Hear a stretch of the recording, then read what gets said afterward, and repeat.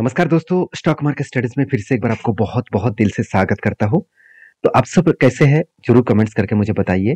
तो आज मैं फिर से आपके सामने कुछ इंपॉर्टेंस कंपनी के अपडेट और उसके साथ साथ उसके टेक्निकली चार्ट पैटर्न्स के बारे में भी चर्चा करूंगा। तो इस वीडियो को जरूर लास्ट तक देखिएगा और अभी तक अपने चैनल को सब्सक्राइब नहीं किया तो जरूर कर लीजिएगा, क्योंकि कुछ कंपनी के ऊपर एक करेक्शन देखने को मिला है टेक्निकली चार्ट पैटर्न में। तो इस करेक्शन सिचुएशन में क्या करना चाहिए, इस तरीके से सिचुएशन अगर आए तो क्या ओपिनियन होना चाहिए, वो मैं आपके साथ शेयर करूंगा। तो चलो देख लेते हैं कौन सा कंपनी इस वीडियो के अंदर। उससे पहले रिक्वेस्ट करूंगा, चैनल को सब्सक्राइब नहीं किया तो जरूर कर लीजिएगा। टेलीग्राम को ज्वाइन नहीं किया वो भी कर सकते हैं। मार्केट रिलेटेड अपडेट पाने के लिए टेलीग्राम को भी ज्वाइन कर सकते हैं। तो सबसे पहले मैं बात करूंगा इन्फो एज के बारे में। देखिए इन्फो एज आप सभी जानते हैं, एक नौकरी.com नाम से आप सभी जानते हैं सारे व्यक्ति। तो नौकरी.com एक ऐसा कंपनी है जो खुद के बिजनेस के ऊपर जितने निवेश किया है उससे भी कई गुना ज्यादा वो दूसरे कंपनीज के ऊपर निवेश किया है। तो इस कंपनीज की अलग अलग कैटेगरीज कंपनी है जिसके ऊपर निवेश किया है। जब से सबसे ज्यादा निवेश आपको देखने को मिलेगा जोमेटो के ऊपर, साथ ही साथ पॉलिसी बाजार के ऊपर। तो इस तरीके से अलग अलग कैटेगरीज कंपनी के ऊपर निवेश भी इन्फोएज ने किया है। तो इसमें होगा क्या, देखिए इसमें प्रॉब्लम कुछ नहीं है और है भी है।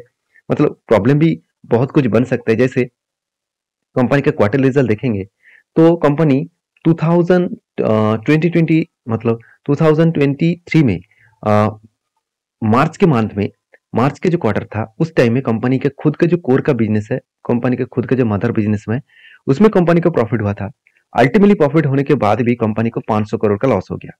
अभी लॉस कहां से हुआ, कंपनी का एक्चुअली जो कंपनी का आदर्श इनकम है उसके ऊपर बहुत बड़ा झटका लगा था, करीबन 530 करोड़ के आसपास। तो 530 करोड़ के आसपास कंपनी का आदर्श इनकम से लॉसेस हुआ था, जो एक्चुअली कंपनी इन्वेस्टमेंट किए है। तो उस बेसिस में कंपनी का प्रॉफिट एंड लॉस में एक बड़ा सा झटका लगा। देखिए मान के चलिए आपको खुद के बिजनेस के ऊपर प्रॉफिट हो रहा है तो कोई बात नहीं, आप सोच रहे हैं मुझे प्रॉफिट होगा, मगर जहां पे आपने इन्वेस्टमेंट किया अगर उसमें लॉस होगा तो आपको तो लॉस लेना पड़ेगा ना। अगर मान के चलिए आपका एक बिजनेस है, आपके टोटल साल भर में टर्नओवर है 1 करोड़ रुपीज, तो आप कहेंगे 1 करोड़ में मैं 50% में खुद के बिजनेस के ऊपर लगाऊंगा और बाकी जो 50 लाख है वो इन्वेस्टमेंट करूंगा दूसरे कंपनी के ऊपर और स्टॉक मार्केट के ऊपर। मान के चलिए उस साल एक कोविड जैसी सिचुएशन है, आपका बिजनेस तो टिक पाए, बिजनेस आपका मोनोपोली था टिक पाए, मगर मार्केट क्रैश हो गया तो जिसके चलते आपका पोर्टफोलियो में लॉस दिखेगा। तो जिसके चलते आपको टोटल जो प्रॉफिट है वो प्रॉफिट कम हो जाएगा। तो यही सिचुएशन आपको समझना पड़ेगा कि कंपनी खुद के बिजनेस के साथ साथ अगर दूसरे बिजनेस के ऊपर निवेश किया है, वहां पे कंपनी का लॉस आ रहा है तो वो भी लॉस कंपनी को लेना पड़ेगा। तो प्रॉफिट एंड लॉस के बारे में बात करें तो कंपनी के ऊपर जो नेट प्रॉफिट है वो भी लगातार इंक्रीजिंग ना होकर कंपनी के ऊपर डिक्रीजिंग देखने को मिला। तो एज ए इन्वेस्टर, तो प्रोमोटर से लेकर एफआईडीएस पब्लिक हर किसी के पास इन्वेस्टमेंट आपको दिख जाएगा। चाहे प्रोमोटर हो उसके पास 30%, 37%, एफएस के पास 31%, डीएस के पास 18% और पब्लिक के पास 11% के आसपास होल्डिंग्स आपको देखने को मिलेगा। तो एक अलग लेवल का होल्डिंग्स यहाँ पे देखने को मिला है, एक अच्छा खासा होल्डिंग्स लेवल यहाँ पे देखने को मिला है। अभी इस कंपनी के ऊपर अगर मैं डिलीवरी के परसेंटेज के बारे में बात करूं तो लास्ट कुछ फ्यू डेज में कंपनी के ऊपर एक अच्छा खासा डिलीवरी का परसेंटेज देखने को मिला। अभी जो 22% के आसपास डिलीवरी हुआ था वो देखा जाए तो 50% के ऊपर डिलीवरी क्यों चला गया, क्योंकि कंपनी ने एक टेक्निकली चार्ट पैटर्न बनाया था और फाइनली उसको ब्रेकआउट भी किए। देखिए क्या टेक्निकली चार्ट पैटर्न बना, एक शोल्डर बना, उसके बाद एक बिग हेड बना, उसके बाद एक शोल्डर बना। तो जब भी कुछ shoulder cum head cum shoulder बनता है तो इसको कहा जाता है reversal head and shoulder pattern. तो reversal head and shoulder patterns को आप जब भी ब्रेकआउट करेगा तो उस ब्रेकआउट लेवल में एंटी आपको देखना चाहिए ब्रेकआउट कंफर्मेशन हुआ कि नहीं हुआ। तो फाइनली इस कैंडिडेट ने ब्रेकआउट दिया और ब्रेकआउट जो दिया हाई वॉल्यूम के साथ। मैं आपको हमेशा बोलता हूं कि जब भी ब्रेकआउट होगा तो आपको वॉल्यूम भी देखना है कि वॉल्यूम हाई है कि नहीं है। अगर वॉल्यूम हाई है तो हायर पॉसिबिलिटी है तो ब्रेकआउट कंफर्मेशन करेगा। तो ब्रेकआउट कंफर्मेशन नेक्स्ट कैंडिडेट ने किया और उसके बाद देखिए रिट्रेसमेंट भी किया और इस रिट्रेसमेंट जगह पे एंटी हम ले चुका हूं। तो मतलब मेरा एंटी है तो उस लेवल से धीरे धीरे करके कंपनी आगे बढ़ेगा। और यहाँ पे देखिए डायरेक्टली यहाँ पे टारगेट देगा कि यहाँ से क्रैश होगा उसका कुछ मुझे पता नहीं है और कोई बोल भी नहीं सकते। अगर कोई आपको बता रहा है कि यहाँ से 100% गारंटी है टारगेट मिलेगा तो मेरे हिसाब से वो आपको बेकार बात बता रहा है, क्योंकि ऐसे कोई गारंटी नहीं है मार्केट में कि 100% आपको टारगेट मिलेगा। हमेशा आपको एक प्रेडिक्शन करके हमेशा एक पॉसिबिलिटी लेकर आगे बढ़ना है, चाहे आपको प्रॉफिट मिले ना मिले। हमेशा आपको आपका जो पैटर्न्स है, आपका जो ओपिनियन है, आपका जो स्ट्रेटेजीज है उसके ऊपर भरोसा होना चाहिए। तो इसके बीच में क्या कोई भी स्ट्रांगली सपोर्ट है? सॉरी कोई स्ट्रांगली रेजिस्टेंस है, बिल्कुल है। तो कंपनीज के ऊपर यहाँ पे आपको देखने को मिलेगा एक स्ट्रांगली, एक क्या हुआ, एक स्ट्रांगली एक रेजिस्टेंस है।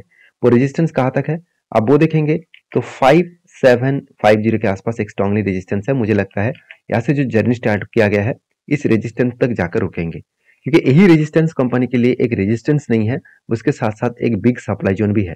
यहाँ से ही एक बिग करेक्शन देखने को मिला, एक बिग फॉल देखने को मिला। तो इस लेवल में जाने के बाद एक थोड़ा सा यहाँ पे हिचकिचा सकते हैं, यहाँ से करेक्शन भी हो सकते हैं। कुछ भी होगा तो मैं आपके साथ कंटिन्यूसली वीडियो बनाकर शेयर करता रहूंगा। तो आप मेरे साथ जुड़े रहिए, चैनल को जरूर सब्सक्राइब करिए। नेक्स्ट जो कंपनी उसका नाम है कैम्स। तो कंप्यूटर एज मैनेजमेंट सर्विसेज, इस कंपनी के बारे में हर किसी को व्यक्ति का कंफ्यूजन है कि सर इस कंपनी फ्यूचर में एक बड़ा धमाका दे सकते हैं, एक मल्टीबैगर कंपनी बन सकते हैं। देखिए मेरे ओपिनियन के हिसाब से मैं बात करूं, मेरे खुद के ओपिनियन बता रहा हूँ, दूसरे के ओपिनियन अलग हो सकते हैं। मैं इस कंपनी के ऊपर बहुत ज्यादा बुलिश हूँ, दो कारण की वजह से। आज इंडिया में टोटल स्टॉक मार्केट के ऊपर लोग करीबन 3.5% लोग निवेश कर रहे हैं, और जहाँ पे ज्यादा से ज्यादा लोग जब मार्केट बुल रन में होते हैं तब ज्यादा से ज्यादा लोग म्यूचुअल फंड के ऊपर निवेश करते हैं। अगर म्यूचुअल फंड के ऊपर ज्यादा से ज्यादा लोग निवेश करें तो सोचिएगा इंडिया का ग्रोथ होने का चांसेस है, और उसके साथ साथ कैम्स का भी फायदा होने वाला है, क्योंकि कैम्स जो है वो म्यूचुअल फंड ट्रांसफर एजेंसी है। मान के चलिए आप म्यूचुअल फंड के ऊपर बाई किया, आप स्टॉक मार्केट के ऊपर काम नहीं करना चाहते, आप म्यूचुअल फंड के ऊपर काम करना चाहते हैं, तो म्यूचुअल फंड आपने बाई किया और उसके बाद कभी ना कभी तो सेल करेंगे। तो जब ये जो बाय और सेल का जो ट्रांजेक्शन है, इस ट्रांजेक्शन को कंप्लीट कराने के लिए जो एजेंसी है वो किसके पास है, कैम्स के पास। ठीक है, मोनोपोली जैसे बिजनेस एंजॉय करते हैं। तो इसीलिए आज मैं पहले बोल चुका हूँ 3.5% के आसपास अप्रोक्सीमेटली बता रहा हूँ कि इंडिया में लोग स्टॉक मार्केट में डायरेक्टली निवेश करते हैं, जहाँ पे यूएस में 55% के आसपास डायरेक्टली लोग स्टॉक मार्केट के ऊपर निवेश कर रहे हैं। तो देखिए धीरे धीरे करके लोगों का इन्वेस्टमेंट पावर बढ़ेंगे, लोगों का पर कैपिटल इनकम बढ़ेगा, मतलब पर कैपिटल इनकम बढ़ने वाला है। उस बेसिस में लोग स्टॉक मार्केट के ऊपर भी निवेश करेंगे। तो देखिए कितने सारे लोगों को स्टॉक मार्केट के बारे में पता था, अगर मैं 5 साल पीछे चले जाऊं तो बिल्कुल नहीं पता था। आज कोविड के बाद ज्यादा से ज्यादा लोगों को इस कैटेगरीज के ऊपर जानकारी मिला है। तो कैम्स के ऊपर मैं इसीलिए बुलिश हूँ क्योंकि कंपनी का परफॉर्मेंस भी मुझे अच्छा देखने को मिला, सेल्स में कोई भी कमियां देखने को नहीं मिलेगा। एक्सपेंस को कंट्रोल करने के बाद कंपनी इस बार हाईएस्ट प्रॉफिट जनरेट किया, 70 करोड़ से बढ़ के हो चुके हैं 80 करोड़ के ऊपर। तो कंपनी लगातार एक रेंज के हिसाब से, एक हाई ग्रोथेबल सिचुएशन के हिसाब से आगे बढ़ रहा है। तो इस बेसिस में मैंने क्या किया, एक ट्रेड लिया।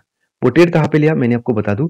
मैं ट्रेड यहाँ पे कुछ कब बना, मतलब इस तरीके से कुछ पैटर्न्स बना, पहले कप बना उसके बाद एक हैंडल बना। और मैंने आपको ये भी बताया कि जब भी कुछ इस तरीके से कप विद हैंडल पैटर्न्स बने, जो नेक्स्ट जो कैंडल में ब्रेकआउट होगा उस ब्रेकआउट कैंडल को अब वॉल्यूम के साथ ब्रेकआउट होना चाहिए। देखिए शानदार तरीके से एक हाई वॉल्यूम के साथ ब्रेकआउट हुआ, और वॉल्यूम जब होगा तब आपको एक चीज को ध्यान रखना है, जो वॉल्यूम होगा वो यहाँ पे हाई लेवल का वॉल्यूम होना चाहिए, और वॉल्यूम भी यहाँ पे हाई लेवल का हुआ। तो आप कहेंगे सर यहाँ पे कैंडल तो उतना ज्यादा खास देखने को नहीं मिला। छोड़ दीजिए, मुझे कैंडल में कुछ देखना नहीं है, कैंडल सिर्फ पॉजिटिव है और उसके बाद एक क्लोजिंग कैंडल मुझे मिला।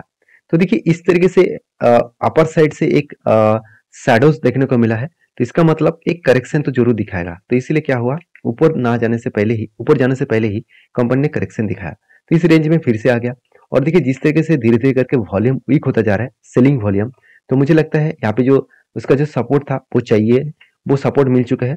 अगर यहाँ से भी करेक्शन हुआ तो 200 डेज ईएमए को वो सपोर्ट के हिसाब से लेंगे, वहां से एक बड़ा जर्नी यहाँ पे देखने को मिल सकता है। तो इस 2966 लेवल से कंपनी करेक्शन क्यों हुआ, इस जगह से करेक्शन क्यों हुआ, क्योंकि यही कंपनी के लिए प्रीवियस एक स्ट्रांगली रेजिस्टेंस है।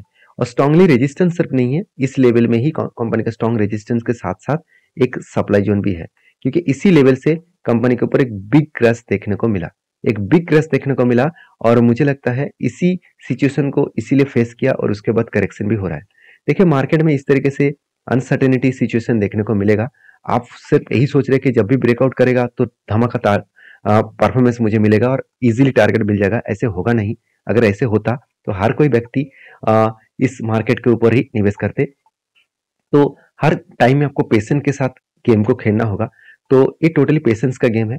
जब आप पेशेंस दिखा पाएंगे तो आप सही तरीके से कंपनी के ऊपर एनालिसिस किया और उसके साथ टेक्निकली चार्ट पैटर्न्स के ऊपर आपको भरोसा है तो आप जरूर कंटिन्यू करिए। अगर आपको भरोसा नहीं है तो छोड़ दीजिए। तो मेरे कहने का मतलब है, मेरे तरफ से कोई भी इस कंपनी के ऊपर रिकमेंडेशन नहीं है, कोई भी रिकमेंडेशन नहीं है। मैं खुद का ट्रेड के ऊपर बिलीव करता हूँ, मैं खुद का ट्रेड लेता हूँ और वही मैं आपके साथ शेयर भी करता हूँ। अगर आप इस तरीके से चीज़ों को सीखना चाहते हैं, जानना चाहते हैं तो चैनल को सब्सक्राइब करके रखिए। इसी चैनल के माध्यम से सारी चीज़ों को मेरे 7 साल के एक्सपीरियंस में आपके साथ ज़रूर शेयर करता रहूँगा। तो नेक्स्ट जो कंपनी है उसके बारे में चर्चा करूँ, उसका नाम है ओलेक्ट्रा गेनटेक। देखिए ओलेक्ट्रा गेनटेक इंडिया की एक पॉपुलर कंपनी है और इस कंपनी बस बनाने वाला है, मतलब इलेक्ट्रिक बस बनाने वाला एक अकेला इकलौता कंपनी है जो आज एक हायर लेवल में पहुंच चुके हैं। आप सभी जानते हैं ओलेक्ट्रा गेनटेक सिर्फ मतलब ट्रक्स बसेस ही नहीं, कंपनी ट्रक्स भी मार्केट में लॉन्च किया है और वो भी कुछ इलेक्ट्रिक ट्रक्स लॉन्च किए हैं। तो फर्स्ट टाइम कोई भी कंपनी इलेक्ट्रिक ट्रक्स को लॉन्च किए, तो एक बहुत बड़ा मेरे हिसाब से आपको अपॉर्चुनिटी दिखेगा फ्यूचर में, क्योंकि इंडिया में सबसे ज्यादा ट्रक्स बनाने वाला कंपनी कौन है? अशोक लेलैंड है। और उसके बाद टाटा मोटर्स भी है। ये दोनों कंपनी सबसे ज्यादा अगर टाटा मोटर्स को देखा जाए, टाटा मोटर्स ट्रक्स बनाते हैं, उसके बाद अशोक लेलैंड भी है, उसके साथ साथ आईचआर मोटर भी है और आज देखा है तो ओलेक्ट्रा गेनटेक भी इस सेक्टर के ऊपर उतर चुके हैं। अभी सोचिए ओलेक्ट्रा गेनटेक ने फर्स्ट टाइम इलेक्ट्रिक ट्रक्स बनाया, अभी अशोक लेलैंड भी बनाएगा, टाटा मोटर्स भी बनाएगा। तो इस सेक्टर का ग्रोथ किस लेवल में हो सकता है आप सोचिए। इंडिया में किस तरीके से ट्रक्स का डिमांड है और किस तरीके से लगातार जो सड़कें बन रहे हैं उसके लिए लोग ज्यादा से ज्यादा ट्रक्स खरीदारी करेंगे ट्रांसपोर्टेशन के लिए। तो एक हाई ग्रोथेबल इकोनॉमी में इस तरीके से कंपनीज का ग्रोथ होने का चांसेस भी दिखेगा। तो कहने का मतलब है ओलेक्ट्रा गेनटेक के ऊपर मैं बहुत ज्यादा ट्रस्ट करता हूँ। हाँ, एक पॉइंट बहुत वीकनेस है, वो है इसका पी रेशियो। कंपनी का पी रेशियो आज 150 के आसपास है, तो फिर भी इस कंपनी का जो एवरेज पी रेशियो निकल कर आ रहा है 135, क्योंकि कंपनी एक टाइम पी रेशियो चला गया था करीबन 370 के ऊपर। तो लोग इतने हाई वैल्यूएशन के ऊपर भी इस कंपनी के ऊपर खरीदारी करना चाहेंगे। तो मैं इस कंपनी के ऊपर फिलहाल के लिए कोई भी बाइंग नहीं किया हूँ, क्योंकि पहले भी एक बाइंग लेवल्स बन चुके थे, उसके ऊपर मैंने एक एंट्री लिया था। इस लेवल को ब्रेकआउट हाई वॉल्यूम के साथ किया गया था और मैंने एंट्री लिया, 30% के आसपास मुझे टारगेट मिला और मैं टारगेट को लेने के बाद ही मैं थोड़ा सा यहाँ पे होल्ड किया और मुझे फिर से एक बार एक रेंज देखने को मिला है जो कुछ इस तरीके से है। बहुत दिनों से एक रेंज के ऊपर कंपनी टिके हुए है, इस लेवल को वो हाई वॉल्यूम के साथ ब्रेकआउट किया, इसका मतलब यहाँ पे कंपनी आगे बढ़ेगा। तो जब भी यहाँ पे ब्रेकआउट हुआ था मैंने आपको मेंशन भी किया था कि इस ब्रेकआउट के बाद यहाँ पे जो रेजिस्टेंस है, इस रेजिस्टेंस को ब्रेकआउट किया वो इजी तरीके से यहाँ पे 1411 के आसपास जरूर जाएगा। तो फाइनली उसी लेवल के आसपास है, मुझे लगता है यहाँ पे एक लेवल बनेगा और एक कफ विद 100 पैटर्न्स बनने की तैयारी करेंगे। अगर कफ विद 100 पैटर्न्स बने तो मैं एक ब्रेकआउट मिलेगा और यहाँ पे मैं जरूर एंट्री लूंगा। तो फाइनली आपके क्या डिसीजन है वो जरूर कमेंट्स करना। फिलहाल के लिए मैं इस कंपनी के ऊपर वॉच करूंगा, जब भी मुझे मौका मिले तब उस मौके का फायदे के हिसाब से मैं जरूर देखूंगा। बाकी आप इस कंपनी के ऊपर क्या राय रखते हैं जरूर मुझे कमेंट्स करके बता सकते हैं। नेक्स्ट जो कंपनी उसका नाम है कोचिन शिपयार्ड लिमिटेड। इस कंपनी देखा जाए तो एक डिफेंस सेक्टर के साथ जुड़े हुए कंपनी है और इस कंपनी ने एक बहुत बड़ा अनाउंसमेंट किया। इसका जो फेस वैल्यू है 10 रुपया, उसको वो कितने करने वाले हैं? 5 रुपये करने वाले हैं। तो 5 रुपये फेस वैल्यू के कारण कंपनी आपको एक के बदले 2 शेयर एज ए स्प्लिट के हिसाब से देने वाला है। तो इस कंपनी के ऊपर अगर आप देखेंगे तो स्प्लिट के बारे में, तो कंपनी 5 के बदले आप सॉरी मतलब 5:10 ऐसे का आपको स्प्लिट देखने को मिला, तो एक के बदले आपको 2 शेयर मिलेगा और वो भी कब मिलेगा? 10 तारीख को। तो ये था कुछ कंपनीज का अपडेट। वीडियो में अगर जानकारी अच्छा मिले तो प्लीज लाइक करना, दोस्तों के साथ भी शेयर करना और चैनल को भी सब्सक्राइब करना। मिलते हैं नेक्स्ट वीडियो में, तब तक के लिए